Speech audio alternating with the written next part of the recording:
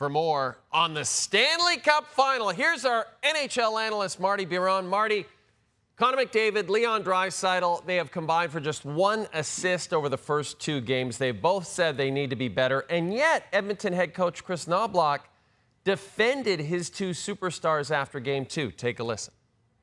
I think our best players have been pretty good. We're talking about a different story.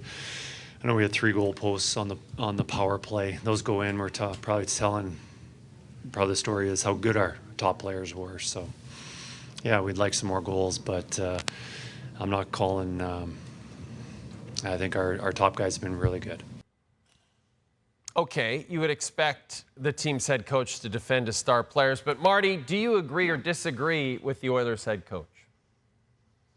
I'm going to go 50-50 on it, Jay, because I think Connor McDavid has been fantastic, right? He leads the team in 5-on-5 shooting with 6 shots on net. And in the first 2 games, he's flying. Every time he has the puck, he's up and down the wing. He's creating. You can see the legs going, the hands going. So I think that Connor McDavid has absolutely been fantastic in the first 2 games. Now, it's not going in the back of the net, and his 1 assist was from his own zone in the corner. But still, the production is going to be coming. For Leon Draisaitl, that's a different story. Unless he is with McDavid on the ice, there's nothing much going. He's slow. He's making, late decisions with the puck. He's only got 2 shots on net at 5-on-5 in 2 games. That's not good enough. You have to be able to produce 5-on-5.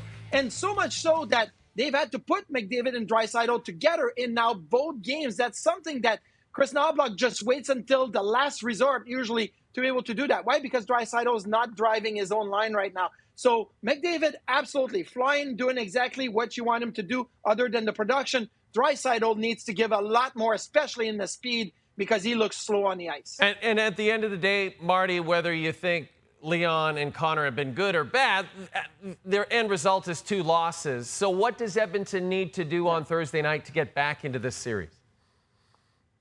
They have to fix the power play. Since the start of the Western Conference Finals, look, the power play was 0 for 6 in the first 4 games against Dallas. Now they woke up in Game 5 and 6, but it was McDavid doing McDavid things. It was a couple of goals off the rush. So you have to get your identity on the power play back. And for me, there's too much freewheeling on the power play right now. And the Florida Panthers know exactly what's going to happen, that the Edmonton Oilers are trying to attack the goal line, are trying to attack the front of the net. Not enough shot from Evan Bouchard, the push bomb, right, from the top of the zone. Bouchard only 1 shot on the power play in the 2 games in the final. That's not good enough. In the regular season, he averaged 3.5 shots on goal on the power play per game. So 3.5 to 1 in 2 games, not good enough. But also, you have to go maybe more of a static power play. Go with your 1-3-1. You have Bouchard at the top, McDavid, RNH, and Draisaitl across the middle. Hyman in front of the net. Move the puck quickly. Moving the puck, not skating the puck, and then get it to the front of the net. Get it on net so you can create chaos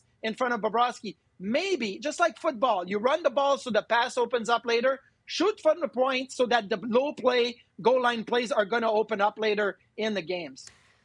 Florida captain Sasha Barkov took a high hit from Leon Draisaitl in the 3rd period of Game 2. Barkov left and did not return for that game, and Paul Maurice, Florida's head coach, says he will be reevaluated. Now, if Barkov cannot go for Game 3 Thursday, Marty, I mean, we're talking about the reigning Selke winner here. How massive would that be for Florida to not have Barkov in the lineup?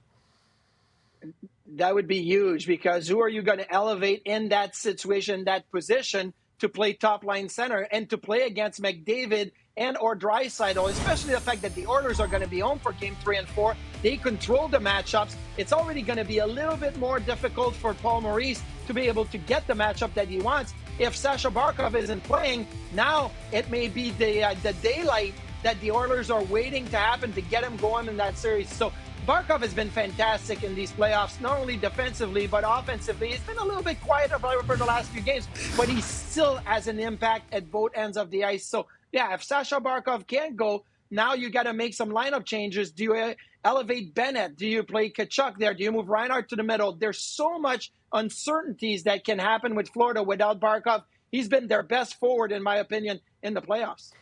The last team to come back from a 2-0 series deficit in the Stanley Cup Final, the 2011 Boston Bruins. Edmonton will be hoping for a similar path as they take on the Florida Panthers in Game 3 on Thursday.